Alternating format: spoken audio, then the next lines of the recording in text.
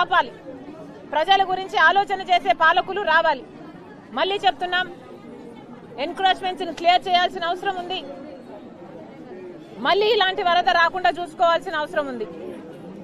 అంతేకాదు, ఈ ప్రజలందరి తరపున డిమాండ్ చేస్తున్నాం, ఒక్కొక్కరికి కనీసం 1,00,000 రూపాయలైనా కాంపన్సేషన్ ఇవ్వాల్సిన అవసరం ఉంది.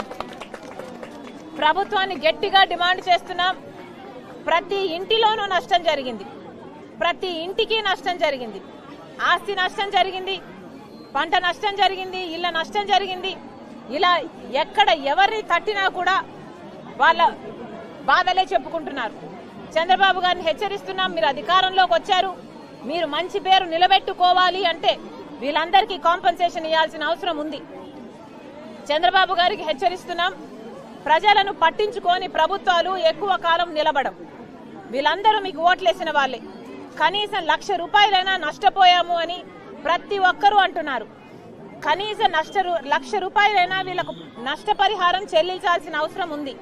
అంతేకాదు, 1,00,000 రూపాయలు మీరు సర్వేలు చేస్తున్నామంటున్నారు, ఒక్కొక్కరికి ప్రతి ఇంటికి సర్వే టీం వెళ్తుందంటున్నారు, సర్వేల ప్రకారం ఇస్తామంటున్నారు, అంతా బాగానే ఉంది. కానీ కనీసం తక్షణ సాయం కింద కనీసం కుటుంబానికి 15,000 చొప్పున వెంటనే ఈ రోజు రేపట్లో కనీసం 10-15,000 రూపాయలు ప్రతి కుటుంబానికి ఇవ్వకపోతే వీళ్ళు మళ్ళీ నిలబడే పరిస్థితి కూడా లేదు. మంచి నీళ్లు కూడా రావటం లేదని చెప్తున్నారు. ప్రభుత్వం మేలుకోవాల్సిన అవసరం ఉంది. కనీసం 1,00,000 రూపాయలు ప్రతి కుటుంబానికి సాయం చేయాలి. అంతేకాదు, పంట నష్టం కూడా చాలా జరిగింది, వాటి మీద కూడా మేము స్పందిస్తున్నాం. దయచేసి చంద్రబాబు గారు ఇప్పటికైనా మారుమూల ప్రాంతాలలో సాయం అందటం లేదు, ఇప్పటికైనా గ్రహించండి, సాయం అందించండి. వెంటనే వీళ్లకు తక్షణ సాయం కింద కనీసం 15,000 రూపాయలు ప్రతి అఫెక్ట్ అయిన ప్రతి కుటుంబానికి విడుదల చేయాలని కాంగ్రెస్ పార్టీ డిమాండ్ చేస్తుంది. మేడం, సీఎం చంద్రబాబు ట్వీట్ చేశారు, చిన్నపిల్లలు సైతం వరద ప్రాంత ప్రజలకి విరాళాలు ఇస్తున్నారు, దాతలు స్పందించండి. ఇది ఎక్కడ విడ్డూరం అడుగుతున్నాం. చంద్రబాబు గారు డబ్బులు తీసుకోవాల్సింది చిన్నపిల్లల దగ్గర నుంచి కాదు. చంద్రబాబు గారు డబ్బులు తీసుకోవాల్సింది బీజేపీ పార్టీ దగ్గర నుంచి.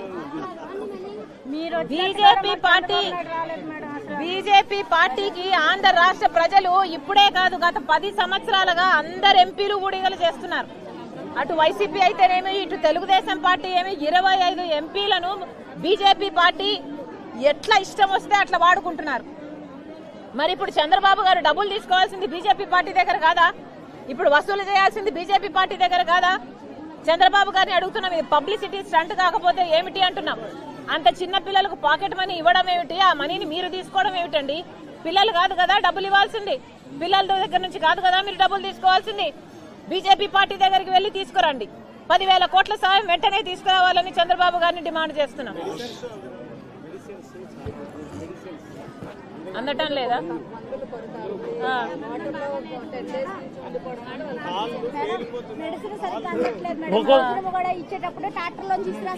ఇసిరేస్తున్నారమ్మా, ఇంటింటికి ఇవ్వట్లేదు, ఇంటింటికి తీసుకెళ్ళి ఇవ్వట్లేదు, ఏదో ఒక చోట పెడుతున్నారు, అక్కడికి వచ్చి తీసుకోండి అంటున్నారు.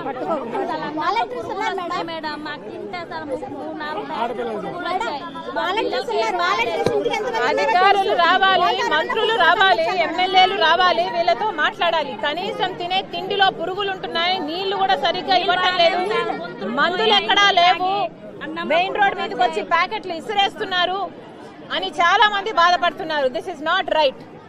The government should do something about it. చిన్న సబ్జెక్ట్ అండి, చిన్న సబ్జెక్ట్. ఇప్పుడు దాకా ముఖ్యమంత్రి అయినా వచ్చారు కానీ మా ఏరియా ఎమ్మెల్యే రాలేదండి. మా ఏరియా ఎమ్మెల్యే రాలేదు.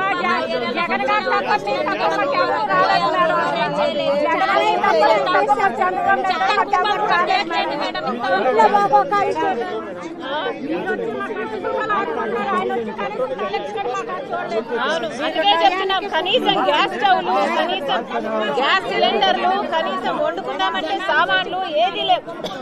అందుకే తక్షణ సహాయం కింద కనీసం 15,000 రూపాయలు అఫెక్ట్ అయిన ప్రతి కుటుంబానికి ఇవ్వాలని డిమాండ్ చేస్తున్నాం.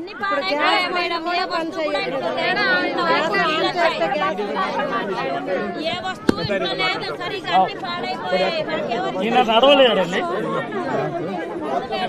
ఇంతే లేదండి. పార్టీ పుట్టిన కాడి నుంచి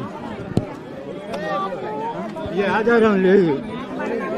పెన్షన్ రావట్లేదన్నా పింఛన్కి పెట్టుకున్నా రాలేదండి. పింఛన్కి పెట్టాం, 4-5 సార్లు పెట్టాం, అయినా సరే ఆయనకి పింఛన్ ఇవ్వలేదు. అమ్మా ఇక్కడ లోకల్ ఎవరు మన వాళ్ళు ఎవరు ఉన్నారు ఇక్కడ లోకల్ చాలా ఇబ్బంది పడుతున్నాను. ఇక్కడ పెన్షన్ రావట్లేదంట